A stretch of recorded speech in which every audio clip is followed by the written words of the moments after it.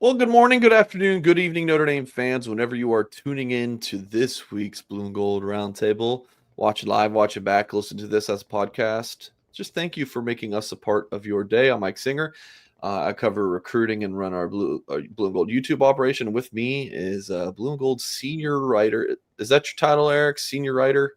It is, and I don't run anything. I just obey orders. How about Hall of Famer Eric Okay, Hansen? that sounds good.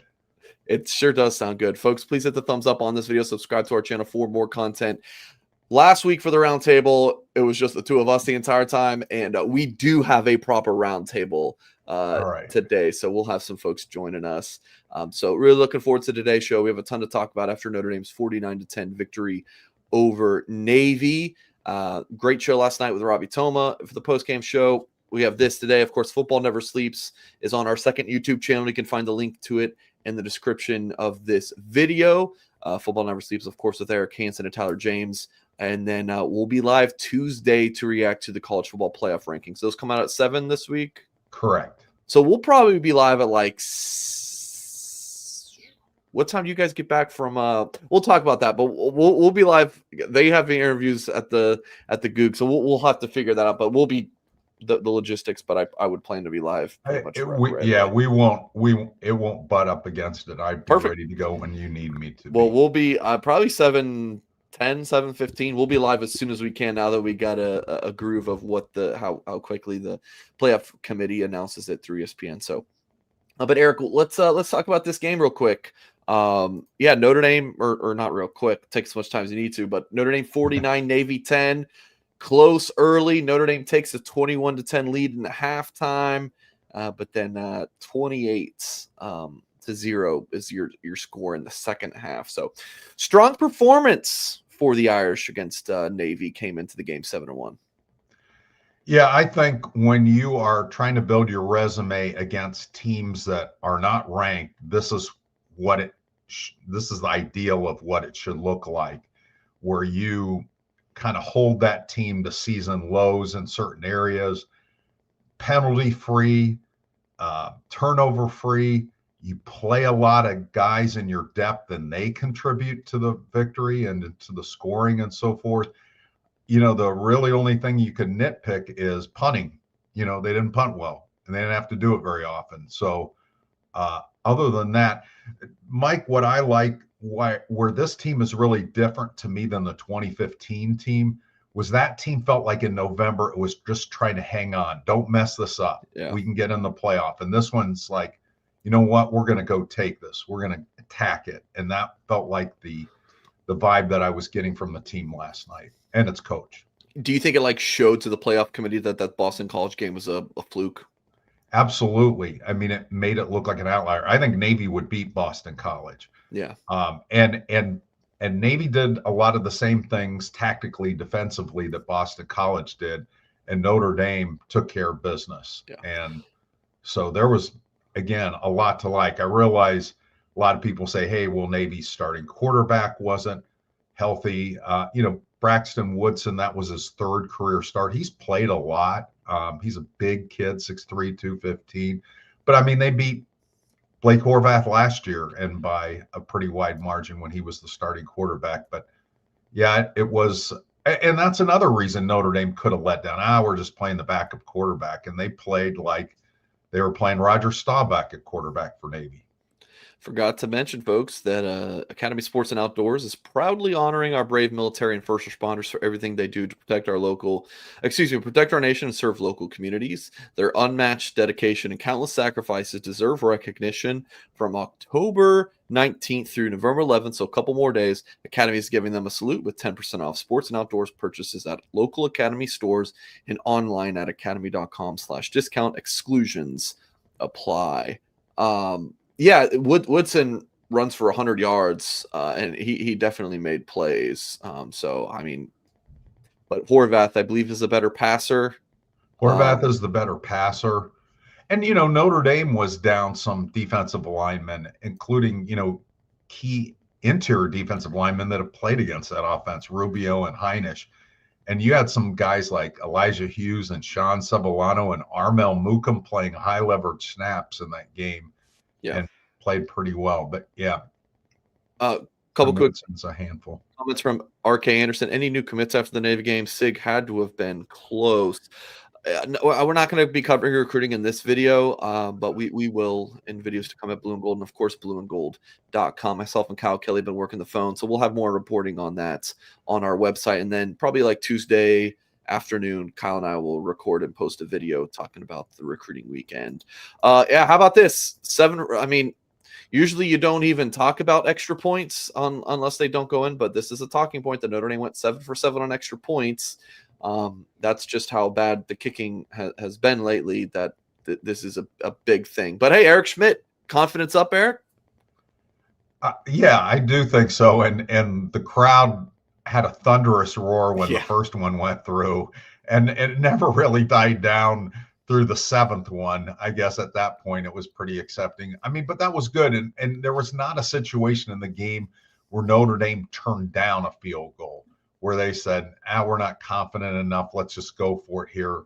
They went for it in areas that they would have gone for it anyways. And so I thought this was a good start, that he was able to kick off as many times as he did and kick extra points in lousy weather. It was raining pretty good, and then it was snowing at the end, so slippery ball. I thought that was a good start for Eric. Yeah, folks, if you have not done so yet, please hit the thumbs up on this video. Of course, subscribe to the Blue and Gold YouTube channel for more content. Now, for folks watching on YouTube, I just put up the AP poll top 25, which I know it does not matter right now, right? The college football playoff ranking is matters here. To me, because I voted in it, but I do agree with you.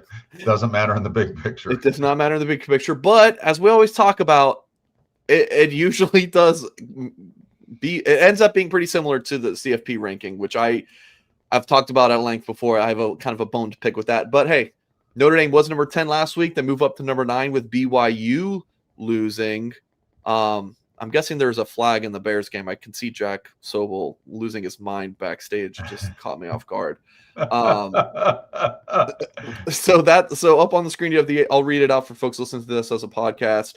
Ohio State, this is from 1 to 10, Ohio State, Indiana, A&M.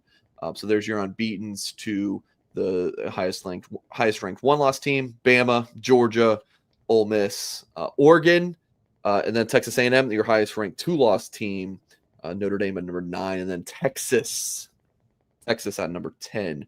So BYU drops from, I think it was 8 to 12 or around that in the AP poll. Eric, now I'm going to pop up your ranking. You have Notre Dame at 8, above Texas Tech. Where did you have those two last week? Those two schools specifically. I had Notre Dame 8, and I had Texas Tech 9, so I didn't move them. I had BYU 10. Yeah. So you don't like Texas Tech, how well they played against BYU. You're not having the Red Raiders leapfrog Notre Dame. Tell us about that. Well, I'm not sure why you would. I thought Notre Dame played as well as they could against Navy. So you're going to, what's the difficult evaluation for Texas Tech and all the top Big 12 teams is they do not have a win against a top 25 team right now. Iowa popped in the CFP rankings last week, and Iowa State did beat them, but right now they don't have a win over a top 25 team this year as a conference, all 16 teams. And Notre Dame at least has one. I just think Notre Dame is the better team. Texas Tech, though, I like them. I've liked them all year. They play defense. They have very good defensive metrics. They're undefeated when their starting quarterback is playing, and that's Baron Morton. He didn't play in their loss, and that loss was a conference loss. But they shellacked Utah when they played them, and they beat BYU pretty convincingly as well. So they're just a tough evaluation because of the way conference? The way the conference is scheduled. You look at the American Athletic Conference, and those teams are very aggressive in their scheduling outside of their conference. So you really have a good feel for South Florida and Memphis and North Texas and teams like that because they play difficult schedules outside of their conference. The Big 12, not so much. Okay. I hear you. I respect your point. I still think Texas Tech should be above Notre Dame. And then Oregon, you have Oregon in the 6 and Ole Miss in the 7. So a little 6-7 there. You like, but yeah, you like Oregon over Ole Miss right now? I do, but I'm not dying on that hill. Okay, I could see anybody flip flopping them. In fact, the AP poll as a whole flip flop those two teams this week. interesting. Yeah. Okay. All right. Well, wanted to talk about Eric's ballot in the AP poll. Jack, are you good? Can you give me a thumbs up? Like, can you join? Okay, Jack Yeah. again has been losing his mind. I'm guessing the Bears won, Jack. Yeah, it's over. They came back from 10 down with like 5 minutes left. Are you gonna put back up the Chicago flag? No, in your background? they're like 6-1 now since I took it down. So no. Jack, I know the cardiac Bears, man. They just keep taking. Are they better than Texas Tech? Are the Bears better than Texas Tech? Do you think? If they played Texas Tech, they would probably grab a win out of 95% loss probability. That's what they do every week. Jack, thoughts on the win last night? Upon reflection, thinking about the Irish winning 39 by 39 points over the midshipmen. I want to start with the defense because I really liked, Eric, your line of questioning to Marcus Freeman after the game. The way they attack both preparation and execution against Navy. Like I've obviously never covered a non-Marcus Freeman team, but the aggressiveness that they play with and the way that they dictate the game defensively. And like Freeman was talking about, like they're calling some different stuff, trying to throw Navy off their game when like that's what Navy does. Navy throws you off your game. You don't throw Navy off your game. It is Marcus Freeman's done it now with three different defensive coordinators, including himself. So obviously a lot of credit to Chris Ash for this, but Freeman really goes all out in Navy preparation. And I forget exactly what the combined score over the past 3 years was. Someone put it on a board, but it is like probably around 150 to 40 ish. Notre Dame against Navy the past 3 years. They don't let them breathe. Let me jump in here before we move on. Let's talk about home field. No one's doing game day better than home field, and this new game breaker jacket that they have. Goodness gracious, this is that fly. You're getting something brand new, but it's got that cool vintage retro look to it. So yeah, it's not going to smell like it's been in your grandma's attic for 30 years, but it looks like that design. You know what I'm talking about. So Home Field is the exclusive apparel sponsor for this show. They're the premium collegiate apparel brand based out of Indianapolis, and they built their name by making the most comfortable, officially licensed, vintage inspired college gear out there. We're talking hoodies, crew necks, tees, bomber jackets, you name it. Go to homefieldapparel.com and check out their Notre Dame line. And obviously, they've got a massive lineup of schools from across the country where you can get some gear from. So grab yourself something with the holidays coming up. Get something for a loved one, for, whatever the case is. Go to homefieldapparel.com. Check it out. I know Jack Sobel loves this bit. Where else are you going to go get something? You can get Notre Dame gear as well as Bucknell, Grand Valley, Oregon State, and Radford in one cart. Go ahead, let me know. It's not happening. It's Home Field. So go to homefieldapparel.com, check it out, find your favorite design, and get ready to rep your Notre Dame gear in style. Jack, I want to throw this tweet up. During its 7-game win streak, Notre Dame has allowed 21 second-half points total. How about that handsome man, Chris Ash, on the screen? Everyone loves Chris Ash around here, right, Jack?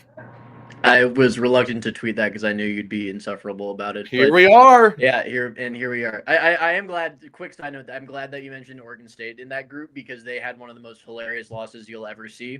Who'd they lose to? Night, Who'd they lose to? They lost to Sam Houston. Houston State. Despite this was the total yards in this game. Oregon State 474, Sam Houston 157, and they lost by 4. You know, I used to cover Oregon State. That was my last beat before Notre I Dame. did know that, yeah. All right, let me just do this Anyway. now as we get back to the Chris Ash. I'm just going to go full screen on Chris Ash. There you go. Let's hear it, Jack. What do you got? Credit again, like I tweeted, credit to Dylan Domer 2010 on our board for pointing that out. It's 21 second half points total throughout the winning streak. 11 of those against USC. Yeah, zoom in on those pearly whites. 11 of those against USC. That's not only a credit to in-game adjustments, that's a credit to keeping your foot on the accelerator. And even when the backups come in at the end of the game, like the one garbage time touchdown that Notre Dame allowed was at the end of the Purdue game, and Freeman was was madder about that than anything else that happened in that game. Just the Chris Ash's adjustments, but B, Notre Dame's, and this is going back to last year too, their ability to keep their foot on the accelerator even in a blowout. We're just looking at the comments. First one, yeah. From Joseph. Got a tinfoil hat. It's so many things. Everyone's got a tinfoil hat on this season.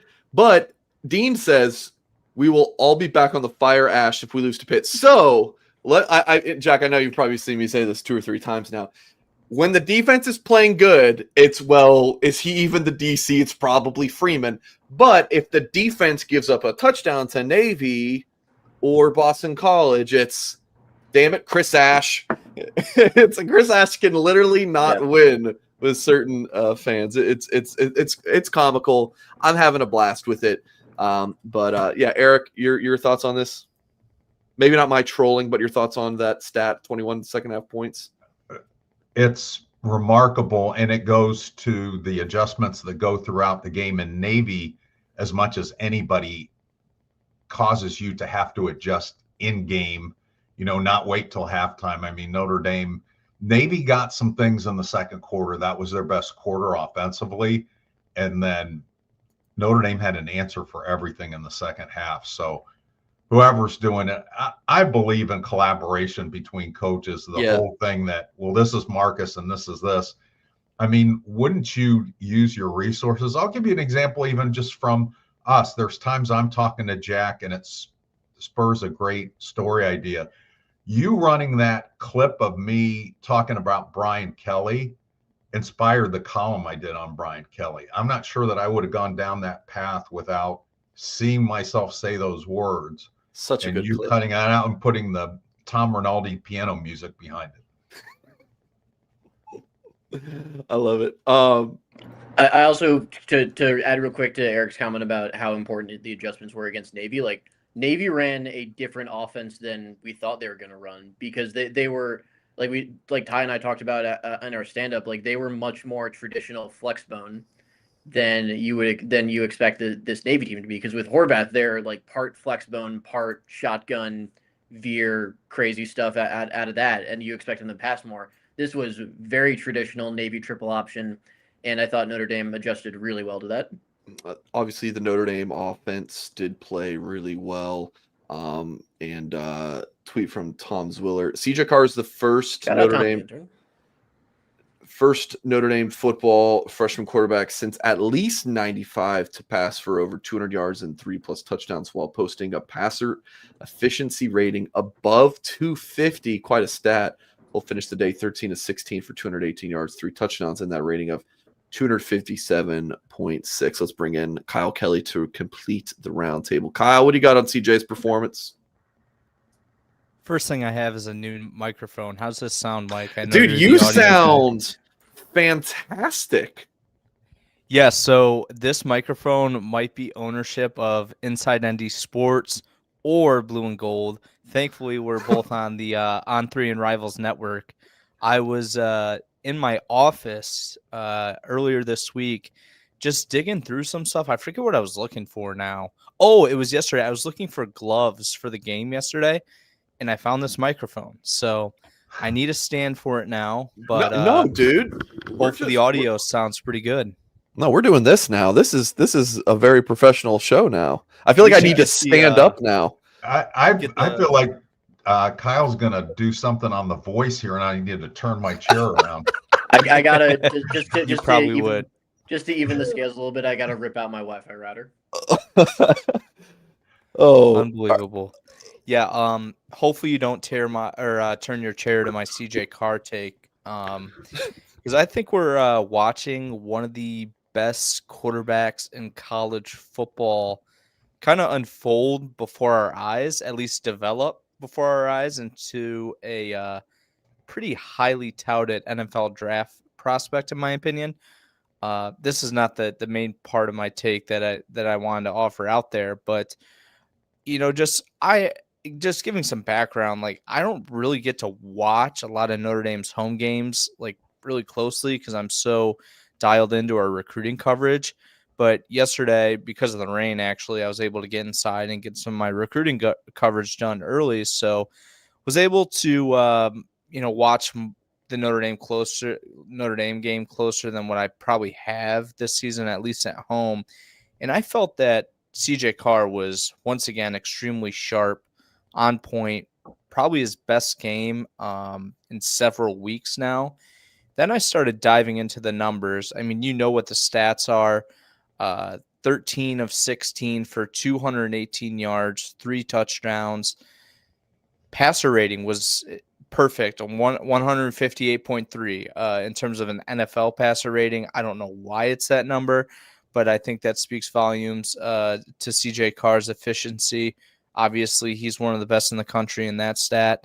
Then I was looking into the individual performance yesterday, and I don't really know the background on how this stat is calculated. Maybe Eric knows, or you, Jack. I know you guys are both PFF guys, but I was looking into the average time to throw yesterday for CJ Carr because I felt like he was super well protected, but he only had 2.28 seconds, so 2.25 seconds to throw the ball yesterday, which was in the bottom 4 of all Power 4 starting quarterbacks yesterday. And I felt like that kind of surprised me. But then I got to thinking CJ Carr was letting it rip pretty quickly after every snap. So I don't know if that affected the time to throw, but I think that attributes to his processing level and the way he's operating the offense. And now as I'm talking, I'm starting to think about the last time I was on this show. I also had a CJ Carr take.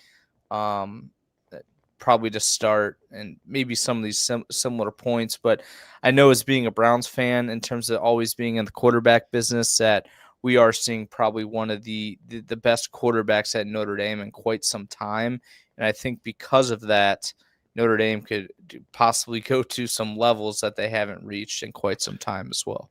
Yeah, RK says, God, don't let Carr get drafted by Cleveland or the Dolphins. Actually, no, I would love CJ get drafted. Keep him out of Cleveland. I know Tommy Reese is there right now, but Tommy Reese isn't going to be there by the time CJ Carr is draft eligible. Bo Andy Johnson, thank you for the 5. We have some minor breaking news to cover in just a moment, but first, thank our friends over at BetMGM for sponsoring the show. It's time to lock in on these Saturday showdowns with BetMGM. So whether you're betting the underdog or riding with the favorite, take your excitement to the next level with the college football odds boost token. Log in to your BetMGM account to receive your token, then place a bet on any college football matchup with your activated token. If your boosted bet hits, you'll score a bigger payout. So claim your odds boost token and be sure to activate it before placing your bet. The game is about to kick off, so feel the rush and own the moment. BetMGM, make it legendary. And here it is, guys. College game day coming to Pitt next week. Does this surprise anyone? Yeah. So Pat McAfee is going to be taking his shirt off or doing whatever the hell Pat McAfee does before that Pitt Notre Dame game, which is a noon kick, if I recall correctly. Surprise anyone? I'm stunned by this because I was looking into this before the game, before our show, and I was going to put in our chat, I was like, maybe we should have a college game day prep story ready. But then I looked that Georgia plays Texas and Alabama plays Oklahoma. I mean, ESPN's a pretty heavily affiliated SEC network, as they are ACC, but I felt for sure they would be in Tuscaloosa or Athens, but looks like they are going to be making the trip to the Steel City. I feel like the only explanation for that would be that they've already been to Athens and Tuscaloosa this year, right? Probably. You guys watch game day more than me. I'm always traveling on Saturday mornings, so that was obviously my thought as well. Yeah, pretty cool. Nobody in my house can watch it until this YouTube thing gets settled. Isn't that quite the disaster? So hopefully it gets settled soon, Eric. Otherwise, I watched the Fox Noon kickoff show this week, and I was underwhelmed. Yeah, It's not very good. I just looked it up, and College Game Day has been to Tuscaloosa October 4th, Athens October 18th. So I'm guessing that's why they went with Pitt for this one. yeah, and I can't imagine they've been there. Yeah, been there very often. What the hell stadium is that? Doesn't say this? something about 20 years in the tweet? Yeah, it Or does. Am I looking at Yeah, different? It's not Heinz Field anymore. No, what is it's not. this? Acrisure. It's What called the Acrisure. hell? When did that happen? I want to say it's like maybe Heinz Field at Acrisure Stadium or something. I think it's It's Acrisure not. Stadium. That's in their It is. literature. This might be the second year for it. The stadium changed its name in 2022. Okay. Oh, that's some bullshit. Sorry for cussing. Oh, Well, the cool thing about it being Heinz Field was when you got in the red zone, there was this big ketchup bottle next to the scoreboard, and it would turn over and flood the scoreboard. Those Jumbotron red. It was kind of cool. Look at what they took from us. now I want a hot dog. Next thing we know, there's gonna be no Pop-Tarts bowl or no mayonnaise bowl. We're not gonna have that. Those Or memes. mayonnaise on the Pop-Tarts. Eric, Kyle said something. CJ Carr being Notre Dame's best quarterback in such and such time. What do you think about that? Because Notre Dame did have Riley Leonard for a year. They did have a guy named Ian Book. Maybe Kyle speaking more on like draft specific. I'm talking about on all accounts with the way CJ Carr is playing right now. Here's what I'll say. I mean, you're comparing guys from different eras and different contexts around them. But I know when CJ Carr signed, and I talked to insiders that had been around the program for a long time, they felt like this was the guy that they've been waiting for, that this was the quarterback that could take Notre Dame to another level. And I always feel bad when I talk about Ian Book, because you invariably get into this conversation about what he isn't, and what he is amazing. And he's actually having such an influence on CJ Carr right now. Texts him before every game, debriefs with him after every game, works out over at indoor facility with the team all the time. But I don't think Ian Book had the skill set to get Notre Dame to a championship game. Having said all that, could Jimmy Clausen? I mean, they didn't have the defense too with the guys he had around him, maybe, but we didn't see Jimmy win those big marquee games. And some of that, again, was because Notre Dame wasn't in it, because they didn't have a defense to go with it. And he was only there 3 years, and he had one really good year. Right. And that was 2009. Brady Quinn was a gamer. Brady Quinn made up for camouflaged a lot of weaknesses around him.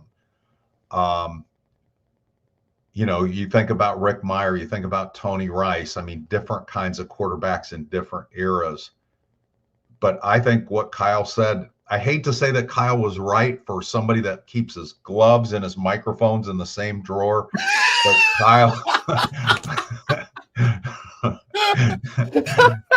but I do think Kyle had a lot of great things to say. I think that was very wise, and I think he is on to something, that there is something very special about CJ Carr. It was also a word salad, but I was just trying to somehow convey my point that basically summarizing this, I think with the way CJ Carr is playing, that he can deliver Notre Dame a championship, whether it be this year, next year, however long he stays at Notre Dame. Now, Notre Dame needs a lot of other different things that fall in their favor, obviously, for this season. But I think with the level that he's playing at and developing at and progressing at, that he can be the guy that, as you alluded to, Eric, the people that you talk to, that I don't know if they necessarily said be the one to deliver that championship to Notre Dame, but I feel like that was insinuated or suggested that he could be that guy, and that's how I feel. Eric, your humor, I love it so much. It just is so good. I every time you make a joke, I laugh. There's not been a single time that you've cracked the joke since we started working together. What was that? 4 months ago that I haven't laughed. It feels like I've been here longer than that. It's been really fun. Yeah. You Was it guys make me July? feel at home. Oh, July 4 months. 1st. 4 months. Yeah, it's been a long 4 months. We've been through quite a good bit, but it's been a good time. One thing that I Please. think, besides the numbers, and it reflects in his numbers, CJ Carr is 3rd in the country right now in pass efficiency. And that pass efficiency number, when a team or when an individual is in single digits, that team has a chance to win a national championship. And that's generally what national championship teams look like. But what contributes to his, and Marcus Freeman talked about this a little bit last night, was just his ability to look what Navy was doing defensively and check not into just from a bad play to a better play, from a bad play into the best possible play, the best possible scenario. And that's where he's got the Tommy Rees mind, but he's got the arm talent that Tommy Rees didn't have. The trust that they have in him, just to kind of second what you said, Eric, the trust that they have in him to make checks at the line of scrimmage for a redshirt freshman who didn't play before this season, like, it's pretty incredible. And like you said, the success with which he makes those checks, like, there are so many times before a play, like, you go back and watch a highlight and you can see CJ changes something at the line of scrimmage. And a lot of that is a credit to the run game too. I think the past 2 teams Notre Dame have played, watched that USC tape, and we're like, there is no way we're letting the run game beat us. We're at any cost whatsoever. And CJ's like, fine, I'll throw over the top of you. And he did. A couple comments I want to pop up on the screen. Will Fowler and Herb Street be calling the game? Kyle, you post about this on the board. Who is it? Joe Tessitore. Always don't hyping yell up. into the microphone when you have it that close to your face there, buddy. Well, that's how it's like when you're listening to one of his calls. I wish it was Greg McElroy and Sean McDonough, but it is Tessitore and the guy that's on The Bachelor, Palmer. Jesse Palmer.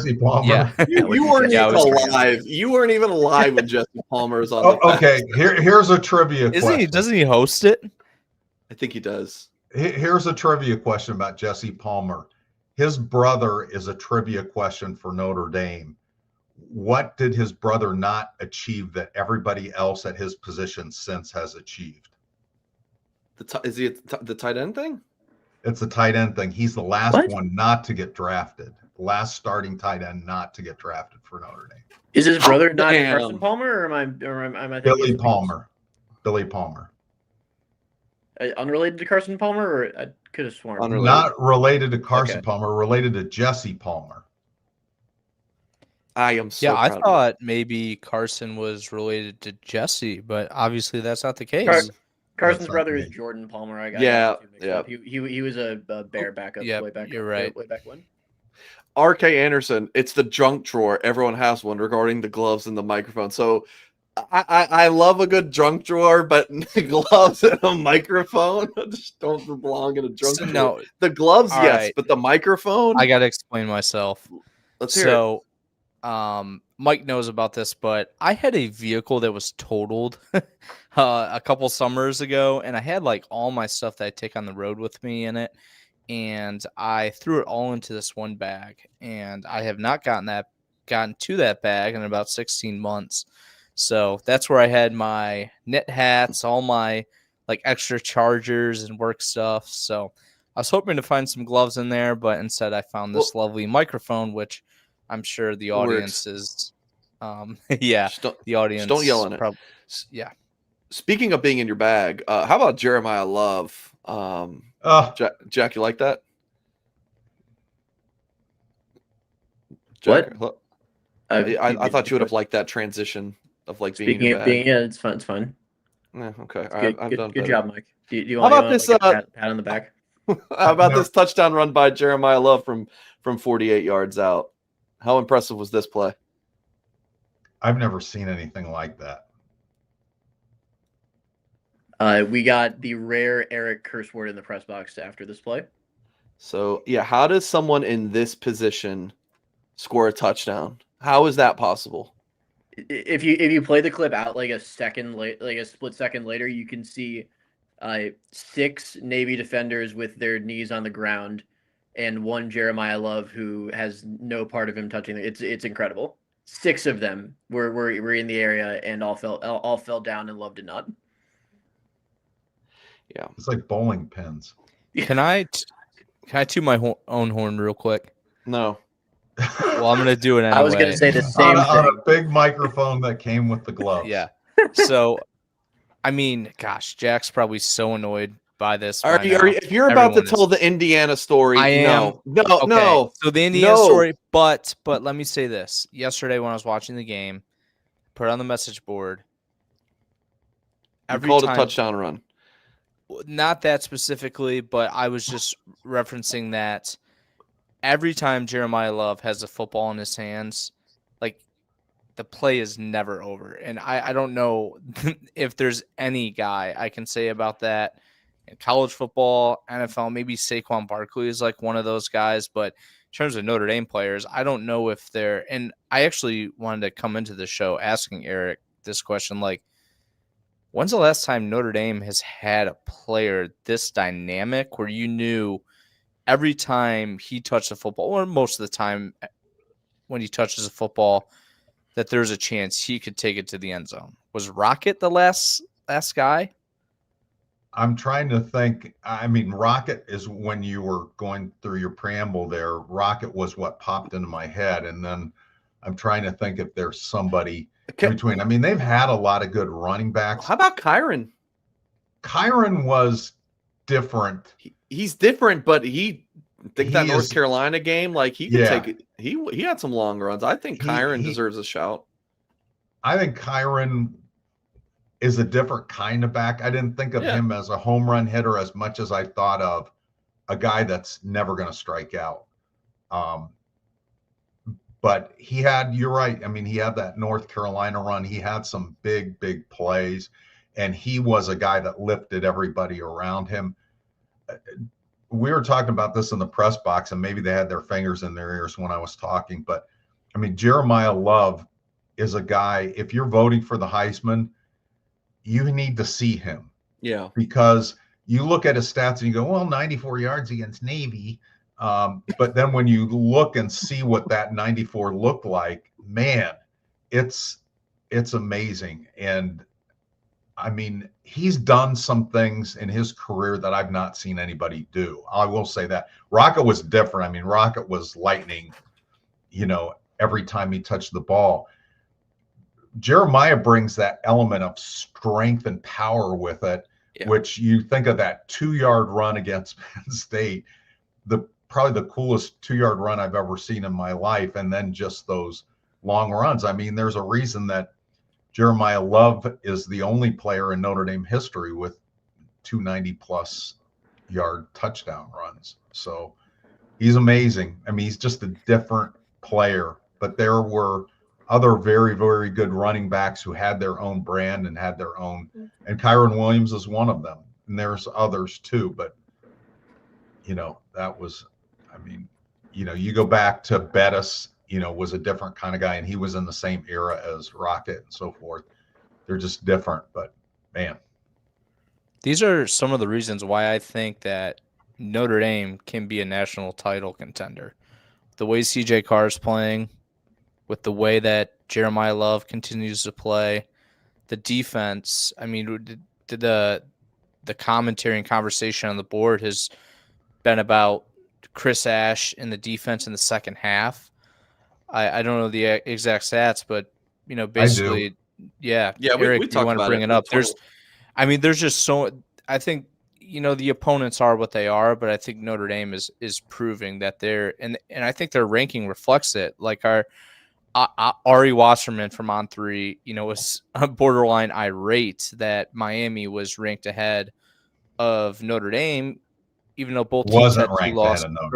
Sorry, that yeah, Miami was not ranked ahead of Notre Dame, even though that Miami obviously beat Notre Dame. But when you look at the eye test, I think Notre Dame is obviously a much better football team right now.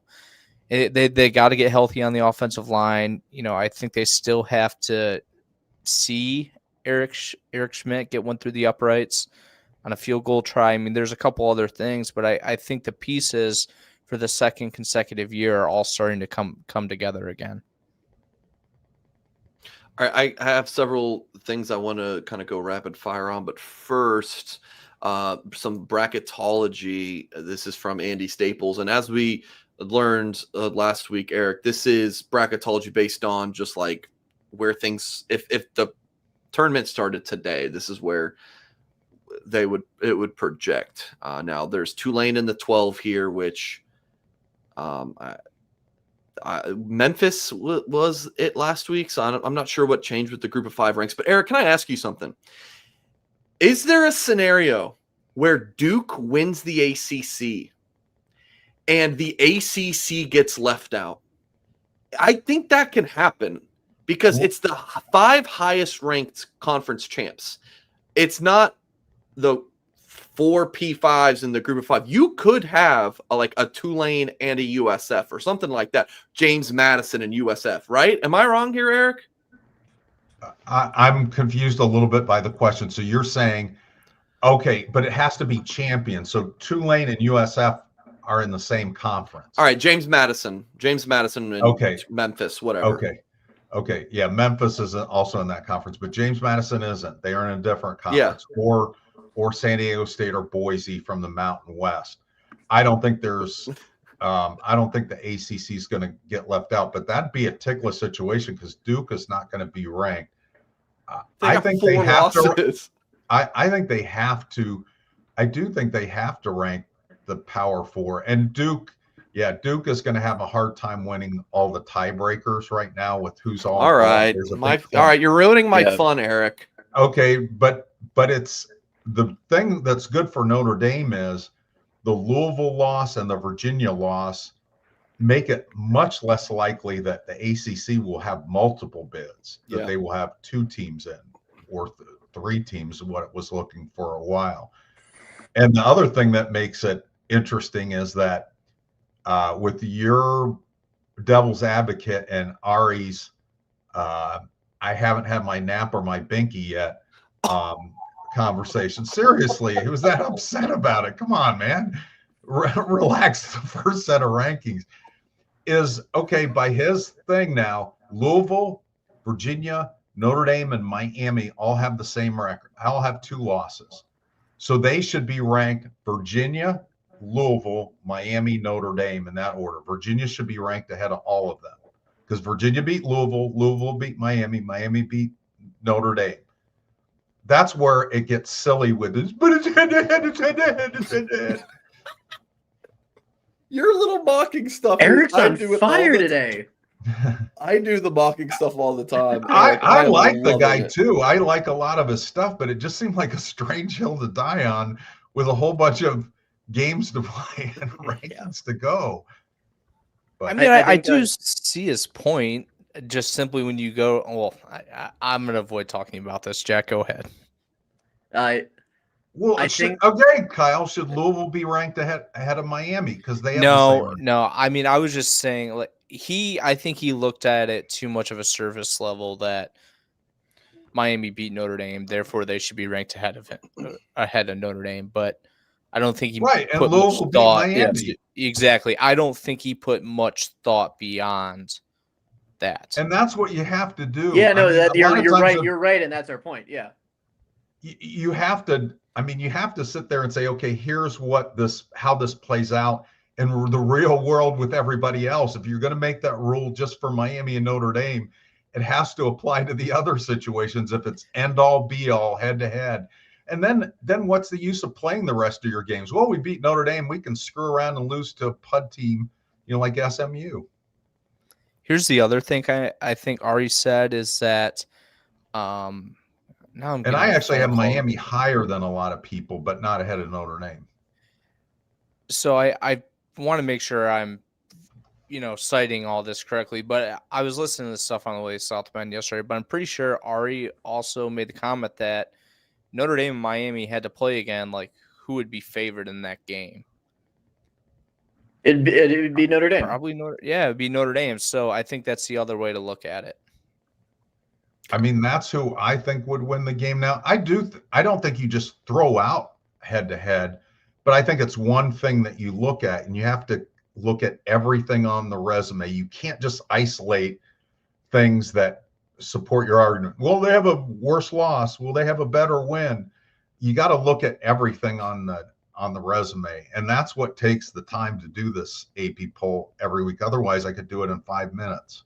I think if you're the committee, you're feeling pretty validated in your broad opinion that you produced last week, which was the ACC isn't very good, and with Louisville and Virginia losing, you're feeling pretty validated in that. Eric, where do you think Notre Dame will rank on Tuesday night? I think they will be the same as what they are in the AP poll. I think they'll be 9th. So you think like Notre Dame, Oregon, something like that, like what the bracketology from Andy has here? I think that's going to be pretty close. And Oregon's going to be really interesting to watch because there are teams that have a lot of conviction about where I have them ranked. Oregon isn't one of them. I still don't know how good they are, even after the Iowa game yesterday, because I don't know how good Iowa is. But the USC game and the Washington game will tell me a lot about Oregon. How convicted are you about Indiana then? At me having them at 3, I feel just pretty in good general about that. because like Indiana's top win is Oregon. If you're unsure about Oregon, the thing about it, Indiana, when you look at comparative scores, has blown out teams that other teams have not had an easy time with. Like blowing out Illinois, and they boat raced UCLA when UCLA was beating some teams and things of that nature. And you look at their metrics offensively and defensively, and there's no holes in what they do. And I watched their quarterback while we were at the linebacker doing our pregame show, and he's special. I mean, some of the throws he made in that comeback touchdown at the end, my goodness. But I don't bring think that guy to Cleveland. I don't think they're better than Texas A&M. I think Texas A&M is a better all-around team than Indiana. And they're still a little bit, but I mean, we're going to find out about Indiana in the Big Ten championship game against Ohio State. All right, got a handful of things I want your guys' thoughts on. First, let me pull up this tweet from Ralph Russo. It says, oh crap, did I leave up that Chris Ash? I did. I'm sorry. Let me remove. Is that part of the bit, or did you actually? Yeah. Okay. Ralph Russo tweeted, "It's not a huge deal, but Notre Dame no longer being bothered by Navy must feel good for Irish fans who lived through that 10-year run when this game was a problem more often than not." And doing a show with Robbie last night, I think he went. Did Robbie go 2-2 against Navy? They lost in 2009. That got Charlie fired, and they lost in 2010, which was a disaster for Brian Kelly. That was in the Meadowlands. I was there for that one, and that was really a weird game. And then it led to some other weird stuff that year. Yeah. So I'm sure you can concur with Ralph's tweet here. And it used to be a relief. They'd be like, "Oh my God, Navy! We got to do this," and Navy scared them and beat them. And I remember in 2008, and I think it was in Baltimore, just barely beating them. And I remember Charlie Jr. almost fainted on the sidelines. He was a little kid, and they were scary. Ken Niumatalolo could flat out coach. And they were a nightmare to deal with. But Notre Dame's approach, too, was let's just survive this instead of Marcus Freeman saying, let's attack this and have them have to adjust to us. Kyle, real quick. Yeah, what about the last time Notre Dame played Navy in Baltimore back in 2022? Yeah. Doesn't feel like that long ago. I mean, things got dicey in the second half there, but I think part of it goes back to maybe Marcus Freeman's philosophy against playing Navy that he commented on yesterday. And this Navy team's a pretty good football team, and I feel like I'm bringing all these stats up that I don't have verified. I should probably have Oh, this stuff at great. my disposal. But Let's I'm- bring up fake injuries too. I'm pretty sure I got to go back and look that I think Navy has never won double digit, or they've never had double digit win seasons in back-to-back seasons. And they're in contention for that now after winning, I think 10 games, or obviously double digit wins last year. So yeah, Notre Dame's taking care of business against the midshipmen. Jack, Something we should also note is, like, you mentioned 2022, Kyle, like how much faster and more athletic Notre Dame's defenses are than even 2022. Is like you see it against a lot of other teams, but you really see it against Navy, the combination of speed and violence with guys like Osbury and Viliamuasa and Schuler and Tay Johnson, for that matter, who was all over the place in that game. Like, they get to their spots faster than Navy and they hit harder than Navy, and that has not always been the case when Notre Dame plays Navy.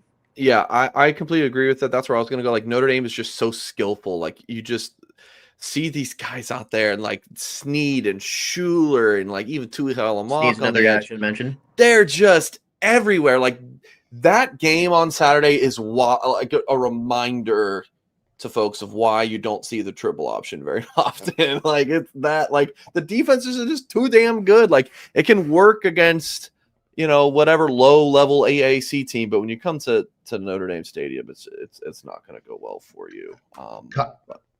Kyle's stat was correct, but Wow. Navy's got some tough teams left. They still have South Florida, they still have Army, and I think they have Memphis. Hey, Eric, did this one make you feel old? Jerome Bettis Jr. catching his first pass. That was a for the Fighting surprise. Irish. That was a surprise. It didn't make me feel old as much as I thought. He was not the freshman receiver I would have picked out to have the first reception in that class, but good for him. Good on him. I talked to somebody behind the scenes a few weeks ago about him, and I think they were pleasantly surprised at just how well he's picked things up, and that he's maybe a little bit more athletic than he appeared on film and so forth. I think they're pleased with his approach, and good for him that he got to play. I've gotten that as well from sources I've talked to. Just wanted to throw that up there. Man, how awesome was the environment last night with the snow, Jack? The video that you and Tyler did, if you guys didn't watch it, they're talking in one of the media rooms, and you could just see the snow flurries. It was such a cool video to edit. Jack, how neat was the atmosphere last night with the snow? Well, while this is a good picture, it's not the best picture from last night after the game. Oh, I got you. I'm pulling it up. All right. I'm pulling it up. I know exactly what you're talking about. But while you do that, like, It makes you feel any better, it's going to snow even more tonight, Mike. yeah, So I mean, I don't envy our TV friends. Yeah, there's the best picture. There it is, Austin Huff. I'm glad this went a little viral. I am too. Podcast audience, I'm not describing it. It does say 6'7" on there.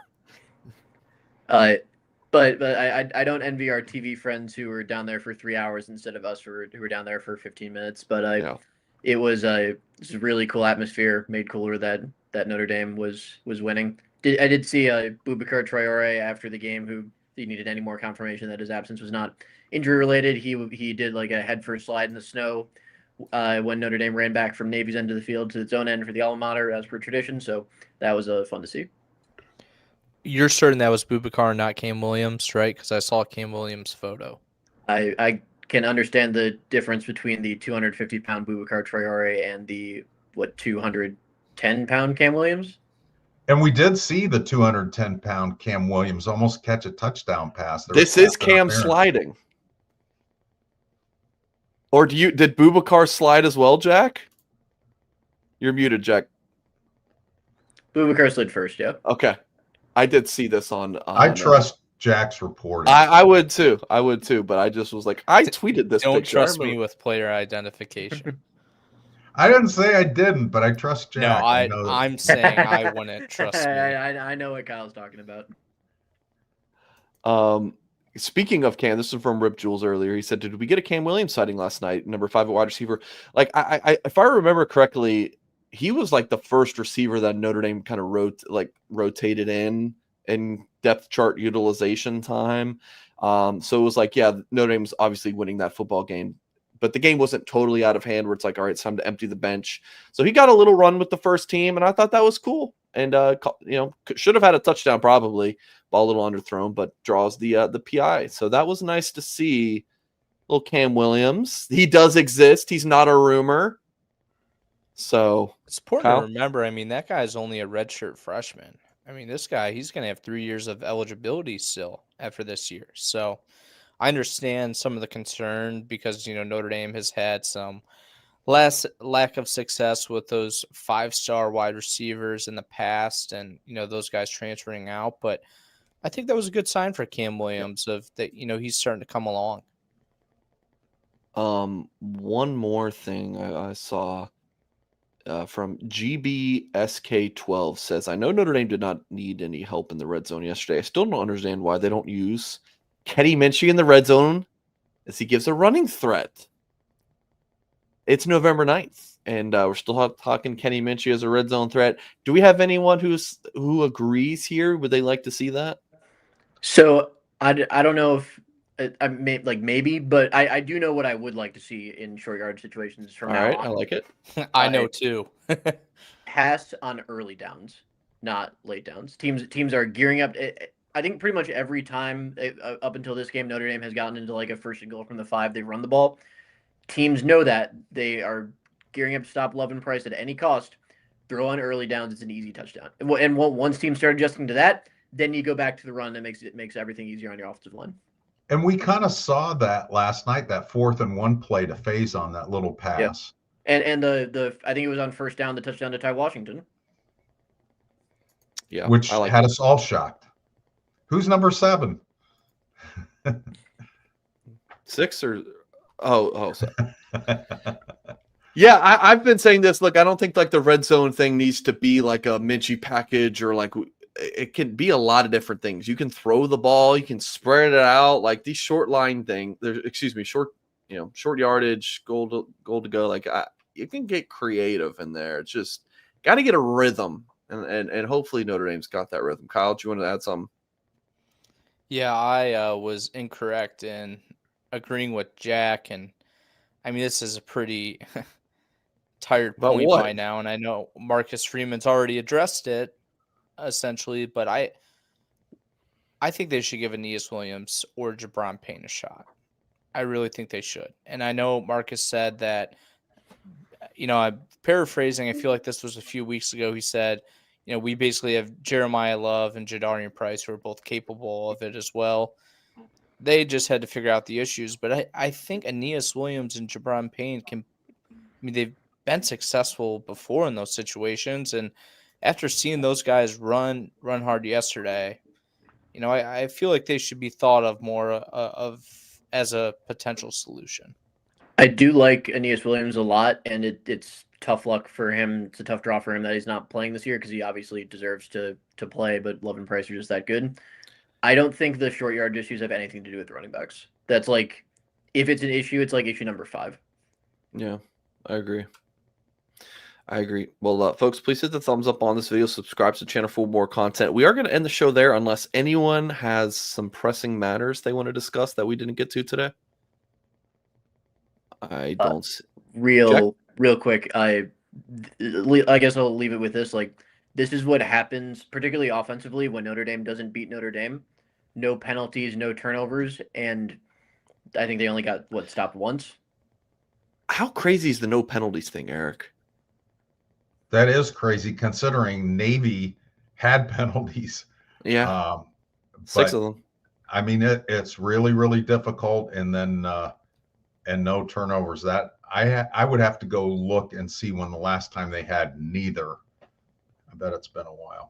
Yeah. Unless Kyle knows off the top of his head or makes it up off the top of his head. I'm glad you verified the Navy stat. Well, there was one time I was listening to an NCAA tournament basketball game, and it was a Louisville game. That's all I can remember.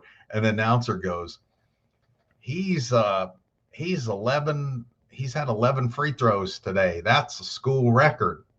And I thought, really? 11 is a school record? He goes, and then comes the sentence, that'd be my guess. Come Oh on, my dude. gosh. Oh gosh. Always something. All right. I Well, that is promised I wasn't guessing. I had at that- least some basis. that is going to do it for this week's show. Really appreciate you all for tuning in. Hit the thumbs up if you have not done so yet. Next show, Football Never Sleeps, Monday, 7 p.m. Eastern Time on our second channel with Tyler James and Eric Hansen. So please tune in for that. Some great stuff from those guys. We'll be live Tuesday right after the rankings drop over on ESPN. So again, thank you all for tuning in. And as always, we will catch you next time.